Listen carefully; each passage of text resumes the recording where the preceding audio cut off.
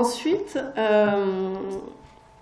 chez ces patientes-là qui ont une auto-immunité, qui ont un lupus, plus ou moins un syndrome des antiphospholipides, il peut y avoir la présence d'un anticorps anti-SSA ou anti-SSB.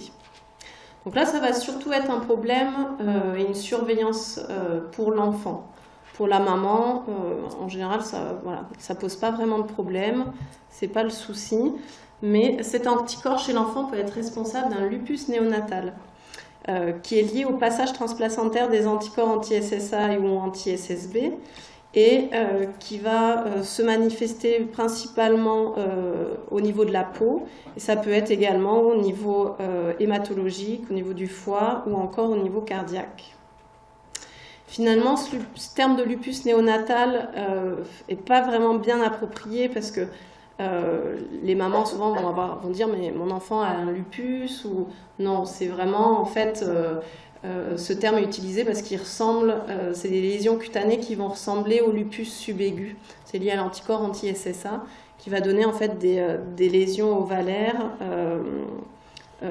principalement sur les zones photo-exposées.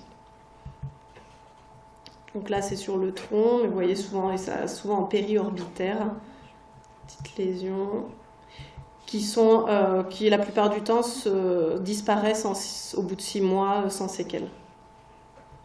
Je vous ai mis plusieurs petites photos pour voir un petit peu l'atteinte un peu plus embêtante sur laquelle on travaille beaucoup, c'est l'atteinte cardiaque, avec l'apparition d'un bloc auriculo-ventriculaire congénital. Ça touche environ 1% des patientes porteuses d'anticorps anti-SSA, et c'est sur un cœur sain qui n'a pas de malformation, et lorsqu'il est complet, la plupart du temps il va être complet, c'est définitif. On n'arrive pas à revenir en arrière, on n'a aucun traitement à ce jour qui marche une fois qu'il est complet. Parfois on a une myocardite associée, et donc on voit une dissociation en fait entre le rythme de l'oreillette et le rythme du ventricule, avec une bradycardie ventriculaire, qui peuvent être parfois assez difficiles en fait à diagnostiquer. La plupart du temps, les complexes ventriculaires sont fins. Plus rarement, on peut avoir du premier, du deuxième degré, bloc de branche droit ou bloc de branche gauche. Et ce bloc auriculo-ventriculaire peut être associé à une myocardite fétale, qui peut entraîner en fait des signes de souffrance chez le fœtus avec de la nasarque et être responsable in fine d'un décès in utero. Il y a une mortalité précoce qui va être assez importante, entre 16 et 19% en fonction des études, et une majorité des enfants va avoir un pacemaker à la naissance. Il y a des cas également associés ou pas au bloc auriculo-ventriculaire de fibroélastose endocardite, en fait avec une fibrose du tissu, on va dire, du cardiaque. Et la plupart du temps, vous voyez, sur les 2 anciennes études, ça entraînait une dysfonction ventriculaire sévère avec du décès ou la nécessité de transplantation. Vous voyez un cœur, du coup, après autopsie, avec vraiment, on voit le tissu qui est complètement modifié et fibrosé. On avait rapporté des cas, 5 cas de fœtus ou enfants qui n'avaient pas de bloc auriculo-ventriculaire associé et chez qui finalement c'était assez bien toléré, pas de dysfonction ventriculaire et les enfants allaient bien. Il peut y avoir vraiment une variation en fait de cas. Là on voit une hyperéchogénicité, donc en rapport avec cette fibroélastose endomyocardique. Donc ça, vous voyez quand vous faites l'écho de suivi. Voilà, donc dans ces 5 cas qu'on avait rapportés, ils avaient du lupus néonatal cutané en plus, donc pas de dysfonction, ça je l'avais redit, et puis devenir à long terme, mais un petit peu moins bien, on n'a pas encore le recul pour cette atteinte-là, pour dire ce qui se passe. On a On a institué en fait un observatoire français du lupus néonatal sous l'égide de la CFMI avec le soutien du CRI pour répertorier tous les cas en fait, au niveau français de blocs auriculo-ventriculaires liés à l'anticorps anti-SSA ou anti-SSB. Donc à ce jour, on a pu répertorier 271 cas de BAV deuxième ou troisième degré.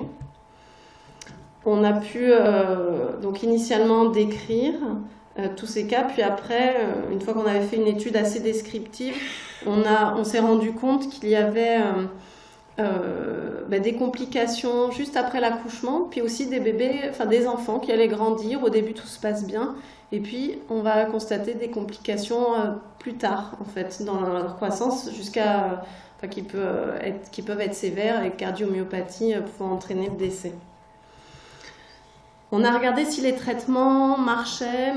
Qu'est-ce qui marche? Bon, on a essayé les corticoïdes fluorés in utero, pas de régression des BAV. Ça, je vous l'ai dit, une fois que c'est complet, pour l'instant, beaucoup de médicaments ont été essayés. Ça ne marche pas, on n'arrive pas à faire régresser. Ça n'influait pas la survie. Et lorsqu'on a fait l'étude sur la survenue de cardiomyopathie dilatée tardive, les corticoïdes fluorés ne marchaient pas. Le traitement par hydroxychloroquine in utero, le Plaquenil, n'a pas montré d'effet protecteur sur la mortalité ni sur la survenue de cette cardiomyopathie dilatée tardive. Par contre, on a l'impression que ça limite le risque de récidive en fait, de BAV. Parce qu'une fois qu'une maman a eu un BAV lié à cet anticorps anti-SSA, le risque, on sait que donc, je vous ai dit tout à l'heure, c'est 1% quand on a l'anticorps anti-SSA d'avoir une grossesse compliquée. Lorsqu'il y a déjà eu une complication, ce risque monte à quasi 20%. Donc on avait envie d'essayer des choses pour diminuer ce risque. On a l'impression que le Plaquenil va le diminuer un peu en dessous de 10%. Donc là, il y a une étude prospective en cours, l'étude PATCH à laquelle on participe avec une équipe américaine, où on donne en prospectif en fait, du Plaquenil dès le début de la grossesse pour éviter la récidive de BAV. Et puis finalement, donc, on découvre ce BAV, il est complet, on ne peut rien faire, alors que quand une maman a un anticorps anti-SSA positif, on recommande une surveillance tous les 15 jours, entre 16 et 24 semaines d'aménorrhée. C'est très anxiogène pour les patientes, c'est beaucoup aussi de travail par rapport aux échos que ça demande en plus, avec finalement une survenue assez exceptionnelle. La plupart du temps, elle va être découverte à l'échographie du deuxième trimestre, comme je vous disais, dans le blé complet. Donc, on a envie, et je pense que voilà, dans les années qui vont venir, c'est un peu tout le débat, mais d'alléger un petit peu cette surveillance. Pour l'instant, on continue de faire tous les 15 jours. Voilà, quand il y a un antécédent, on recommande même toutes les semaines, mais on va vraiment de plus en plus vers tous les 15 jours et voilà, si possible.